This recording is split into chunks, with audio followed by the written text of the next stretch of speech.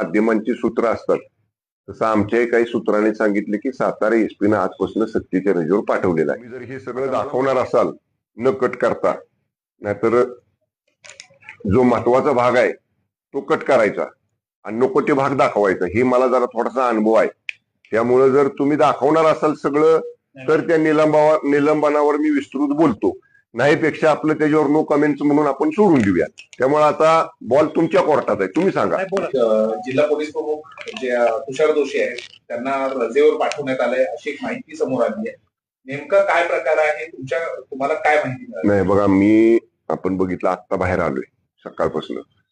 मी घरीच होतो काल आणि सकाळी मला देखील तुमची जशी माध्यमांची सूत्र असतात तसं आमच्याही काही सूत्रांनी सांगितले की सातारा एसपीनं आजपासून सक्तीच्या रजेवर पाठवलेला आहे.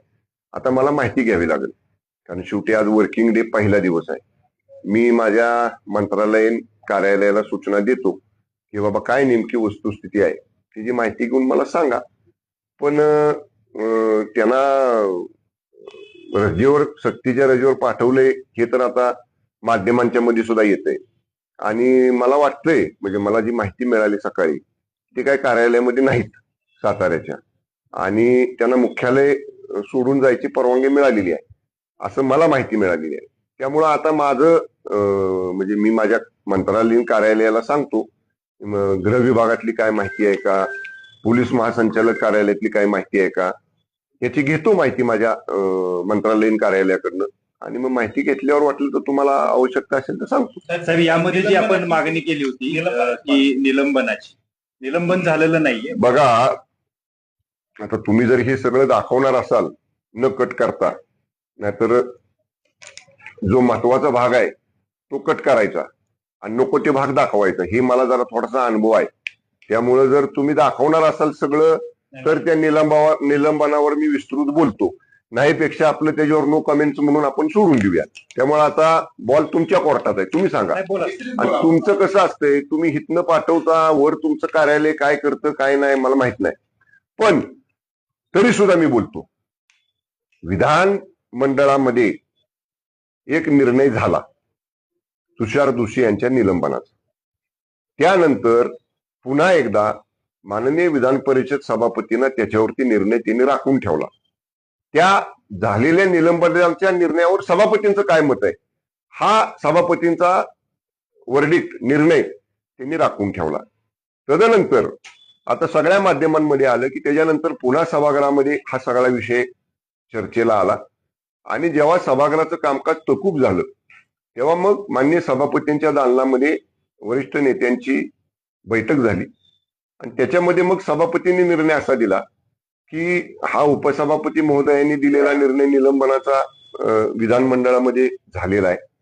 तर आता याची अंमलबजावणी करायची किंवा याच्या बाबतीतलं काय या ठिकाणी नेमकं म्हणजे काय त्याच्यामध्ये पुढं करायचं, या बाबतीत संविधानिक तज्ञ, कॉन्स्टिट्यूशनल एक्सपर्ट्स, म्हणजे ज्यांचा घटनेचा अभ्यास आहे, संसदीय कार्यप्रणालीचा अभ्यास आहे, लॉ अँड कायद्याचा अभ्यास आहे, या सगळ्यांकडे हे प्रकरण आपण पाठवू, त्यांचं ओपिनियन घेऊ, आणि त्यांचा ओपिनियन आल्यानंतर ह्याच्यावर निर्णय घेऊ.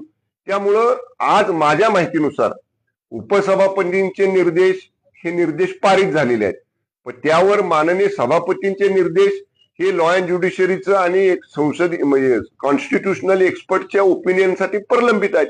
त्यामुळे आता आम्ही हे सगळं विधिमंडळच्या कस्टडीमध्ये आहे. त्यामुळे याच्या बाबतीत जेव्हा कॉन्स्टिट्यूशनल एक्सपर्टची ओपिनियन येतील, लॉ अँड ज्युडिशरी म्हणजे कायदे तज्ञांचे ओपिनियन येतील, अभिप्राय येतील, त्याच्यावर मग कदाचित सभापती महोदय पुढचा निर्णय घेतील. म्हणजे याची चौकशी सुरू आहे? नाही, चौकशी तर डिक्लेअर केलेलीच आहे. माननीय मुख्यमंत्री महोदयांनी स्वतः विधानसभेमध्ये, जेव्हा विधानसभेमध्ये हा विषय गाजला, मोठ्या प्रमाणामध्ये सदस्यांनी हा विषय सभागृहातल्या दोन्ही बाजूच्या, म्हणजे अशी पहिली वेळ आली की दोन्ही बाजूच्या सभासदांचं एकमत झालं, आणि मग त्यावर माननीय मुख्यमंत्री महोदयांनी सांगितलं की मी या बाबतीतली चौकशी करतो, चौकशीचा जो अहवाल येईल त्याप्रमाणे आपण कारवाई करू. त्यामुळे आता माननीय मुख्यमंत्री महोदयांनी कदाचित या चौकशीचे सुद्धा आदेश दिले असतील.